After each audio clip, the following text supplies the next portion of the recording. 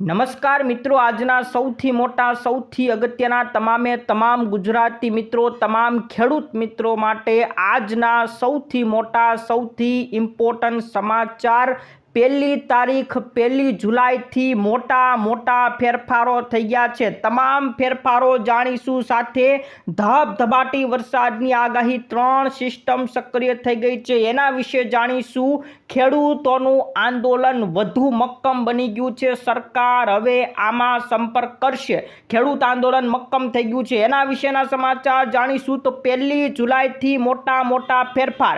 1 જુલાઈથી આધાર કાર્ડમાં ફેરફાર। 1 જુલાઈ 1 તારીખ રેલવેની અંદર મોટો ફેરફાર।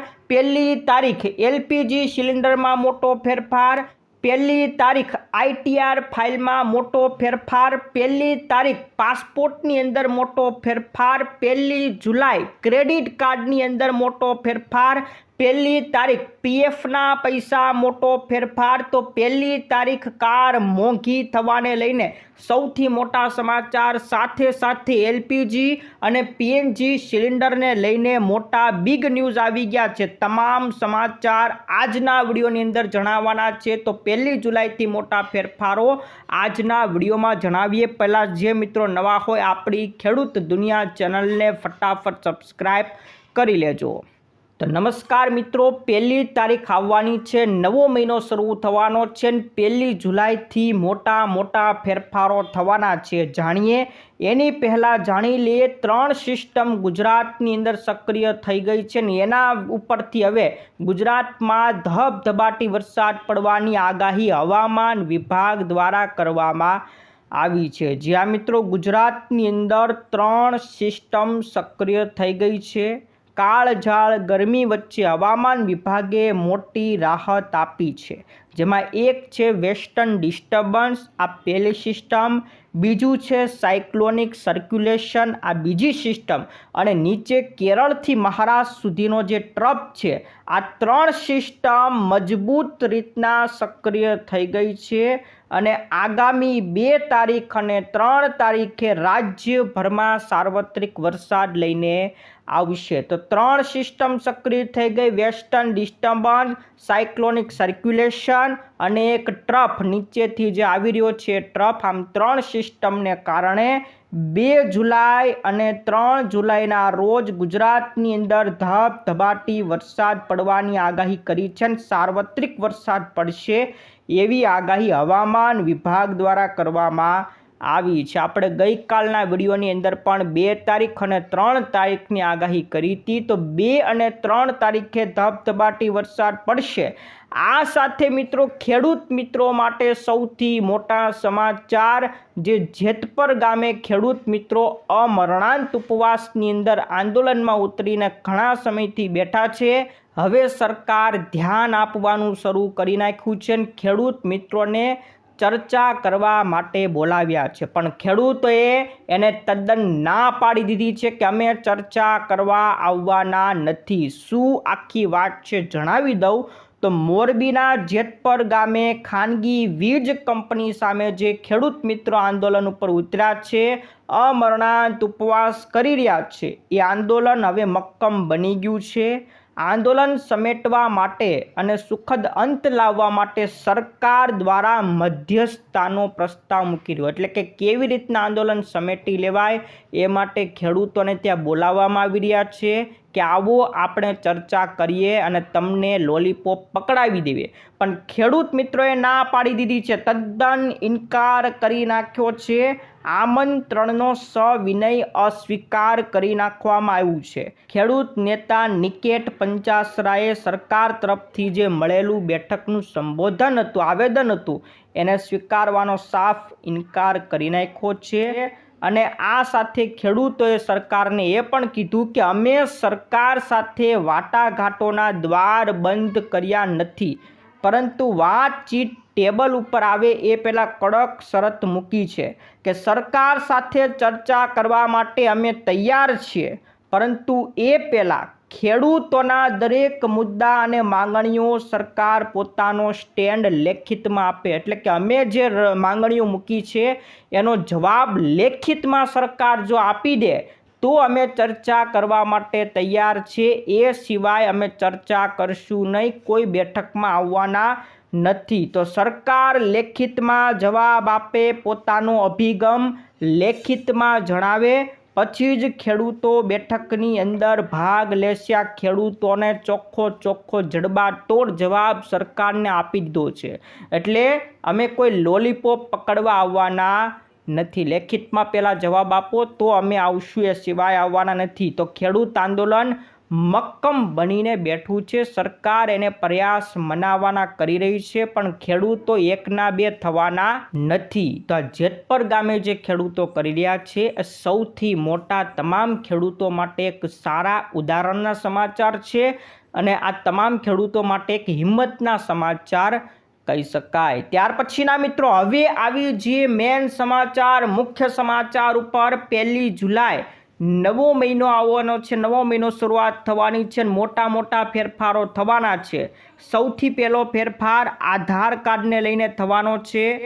આધાર કાર્ડમાં અપડેટને લઈને એક મોટા સમાચાર છે કે હવે જો આધાર કાર્ડમાં તમારે ઈમેલ સરનામું, એટલે કે તમારે જો ઈમેલ ફેરફાર કરવો હોય અથવા તો ઈમેલ એડ કરવું હોય તો એના કોઈ પૈસા, કોઈ ચાર્જ લેવામાં આવશે નહીં. અત્યાર સુધી આધાર કાર્ડ તમારે કોઈ પણ ડિટેલ અપડેટ કરવી હોય, તમારે નામ ફેરવવું હોય, સરનામું ફેરવવું હોય, જન્મ તારીખ ફેરવવી હોય, ઈમેલ આઈડી ફેરવવી હોય, કોઈ પણ ફેરફાર કરવો હોય તો 75 રૂપિયા ફી તમારે દેવી પડતી હતી. પહેલાં 50 રૂપિયા હતી, હવે વધારીને 75 રૂપિયા થઈ ગઈ છે.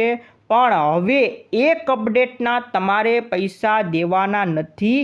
1 જુલાઈથી, હવેથી 1 જુલાઈ એટલે કે નવો મહિનો શરૂ થાય ત્યારથી ઈમેલ આઈડી જો તમારે બદલાવવું છે, એટલે ઈમેલ આઈડી જો ફેરફાર કરવાની થાય અથવા તો નવી ઈમેલ આઈડી ઉમેરવાની થાય તો એના કોઈ પૈસા તમારે ભરવાના નથી. જે 75 રૂપિયા ભરવાના હોય એ ભરવાના થતા નથી. બાકી બધી અપડેટના પૈસા ભરવાના છે, પણ ઈમેલ આઈડીના પૈસા હવેથી 1 જુલાઈથી ભરવાના નથી. તો આ મોટો ફેરફાર આધાર કાર્ડને લઈને થવાનો છે. ત્યાર પછી 1 જુલાઈ રેલવેની અંદર મોટો ફેરફાર થવાનો છે. આ 1 જુલાઈ 2026થી મુસાફરી કરતા મુસાફરો માટે કડક નિયમ. હવે ટિકિટ વિના જો તમે મુસાફરી કરતા પકડાશો તો ડબલ ચાર્જ લગાડવામાં આવશે. જ્યાં મિત્રો મીડિયા અહેવાલો દ્વારા સમાચાર મળી ગયા છે કે જો તમે ટિકિટ વગર પહેલાં પકડાતા હતા તો 250 રૂપિયા તમારી પાસેથી ચાર્જ લેવામાં આવતા હતા, પણ હવે એને વધારીને 500 રૂપિયા કરી નાખ્યા છે. તો હવે 500 રૂપિયા તમારે દંડ ભરવો પડશે. પહેલાં જે 250 રૂપિયા હતા એ 500 રૂપિયા ભરવા પડશે. ધારો કે તમે તમે જ્યાં જવાના હોય, જ્યાં જતા હોય એ 500 રૂપિયા કરતાં વધુ થતા હોય, તમારી ટિકિટ જો 600 રૂપિયા થતી હોય તો તમારે 600 રૂપિયા ભરવા પડશે. એટલે જે વધુ હશે એ રૂપિયા તમારે ભરવા પડશે. ધારો કે 400 રૂપિયા તમારી ટિકિટ થતી હોય, ટિકિટ તમે નથી લીધી તો તમારે ફરજિયાત 500 રૂપિયા ભરવાના થશે. ભલે ટિકિટ 400ની થતી હોય પણ તમારે ભરવા તો 500 રૂપિયા જ પડશે. તો જે પહેલાં 250 રૂપિયાનો ચાર્જ હતો એ હવે ડબલ 500 રૂપિયા કરી નાખ્યો છે. આ 1 જુલાઈ 2026થી નવો ચાર્જ લગાડવામાં આવશે રેલવેમાં તમામ મુસાફરો માટે. આ સૌથી મોટા મહત્ત્વના સમાચાર રહેવાના છે. ત્યાર પછી 1 જુલાઈ એલપીજી સિલિન્ડરમાં નવો ફેરફાર થવાનો છે. એલપીજીથી પીએનજીમાં હવે સ્વિચ કરવા માટેની 90 દિવસની સમય મર્યાદા 30 જૂને સમાપ્ત થઈ રહી છે. બંને કનેક્શન ધરાવતા લોકોને પીએનજીમાં સ્વિચ કરવાનું કહેવામાં આવ્યું છે. આમ કરવામાં નિષ્ફળ જવાથી તમારા જે ગેસ કનેક્શન છે સમાપ્ત થઈ શકે છે. તમારો પુરવઠો કાપી નાખવામાં આવશે. એટલે જે લોકો પાસે બંને કનેક્શન હોય, એલપીજી અને પીએનજી બંને કનેક્શન હોય તો તમારે એલપીજી સિલિન્ડરને સરેન્ડર કરવા પડશે, પરત કરી દેવા પડશે.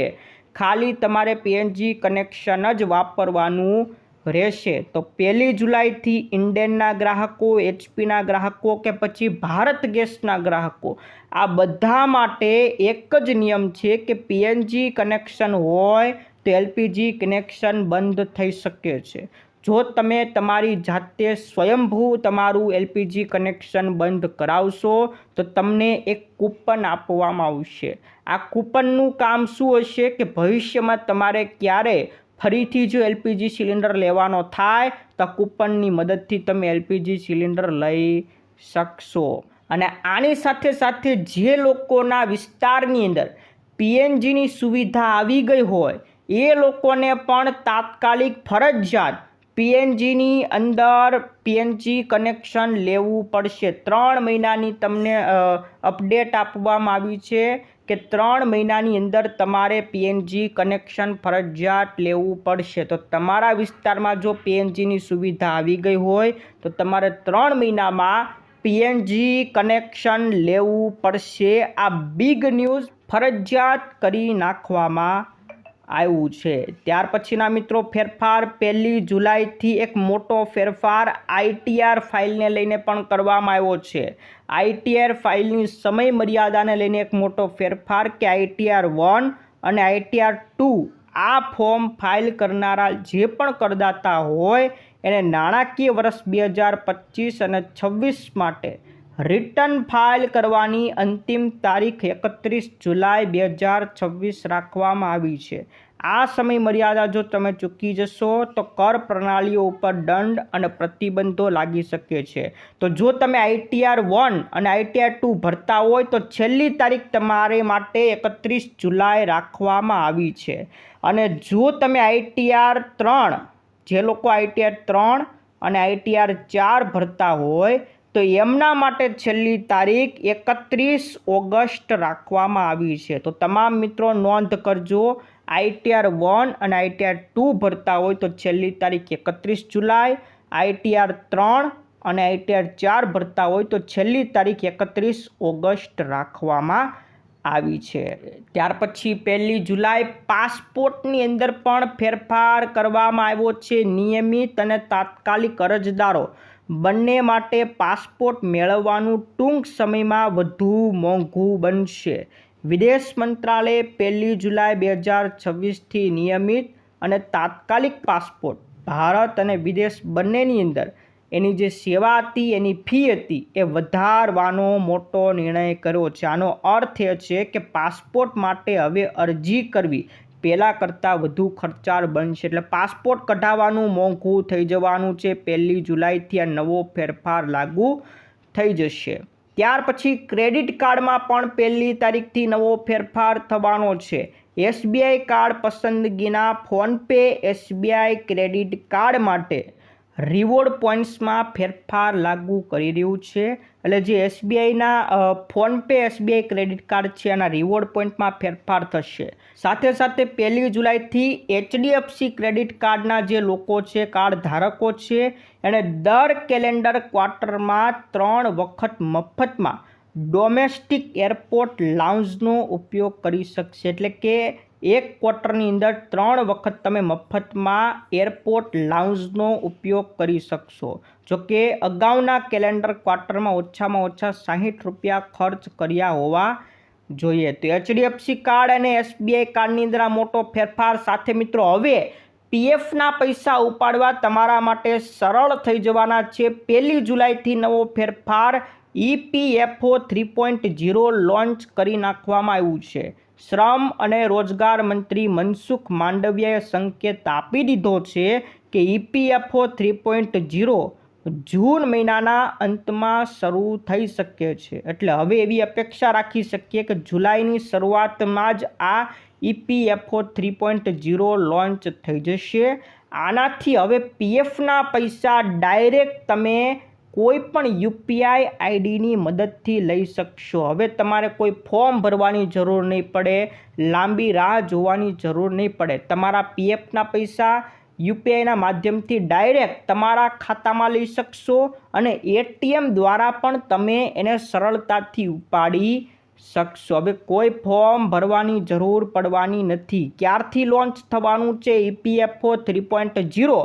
તો પહેલાં તો કહેવામાં આવ્યું હતું જૂન મહિનાના અંતમાં શરૂ થશે, પણ હજી શરૂ નથી થયું. તો હવે એવી આશા છે કે જુલાઈ મહિનાની શરૂઆતના અઠવાડિયાની અંદર આ EPFO 3.0 શરૂ થઈ જશે. તો સૌથી મોટા ફેરફાર છે તો મિત્રો 1 જુલાઈ કાર લેવી મોંઘી થઈ જવાની છે. પહેલા દિવસથી જ કાર ખરીદનારા લોકોને એક મોટો આંચકો લાગવાનો છે. તો જુલાઈનો પહેલો જ દિવસથી કાર મોંઘી થવાની છે, કારણ કે કિયા મોટર્સ કાર એટલે કે જે કિયાની ગાડીઓ આવે છે એ કિયા કંપનીએ ઓટોમોબાઈલ કંપનીઓના કારમાં ભાવ વધારો કરવાની તૈયારી કરી નાખી છે. કિયાએ તેની કારના ભાવમાં 2% વધારો જાહેર કરી નાખ્યો છે. એવી જ રીતના ટાટા મોટરની વાત કરીએ તો ટાટા મોટર પણ IC અને EV મોડલના ભાવમાં 1.5% સુધી વધારો કરવાની જાહેરાત કરી નાખી છે. એટલે તૈયારીઓ અત્યારે શરૂ છે. તો ટાટા મોટરે પણ વધારો કર્યો અને કિયાએ પણ 2%નો ભાવ વધારો જાહેર કર્યો છે. તો જુલાઈ મહિનાથી હવે કાર ખરીદવી પણ મોંઘી થઈ જશે. તો મિત્રો આ હતા આજના મુખ્ય સમાચાર. દરેક મિત્રો માટે ખૂબ અગત્યના રહ્યા છે, ફાયદાકારક રહ્યા છે. મિત્રો આ 1 જુલાઈથી મોટા ફેરફાર થવાના છે અને એક ફેરફાર રહી ગયો એના વિશે પણ વાત કરી દઉં. તો 1 જુલાઈથી LPG સિલિન્ડરના ભાવમાં પણ વધઘટ થઈ શકે છે, કારણ કે દર મહિનાની 1 તારીખે LPG સિલિન્ડરના ભાવ બદલાતા હોય છે.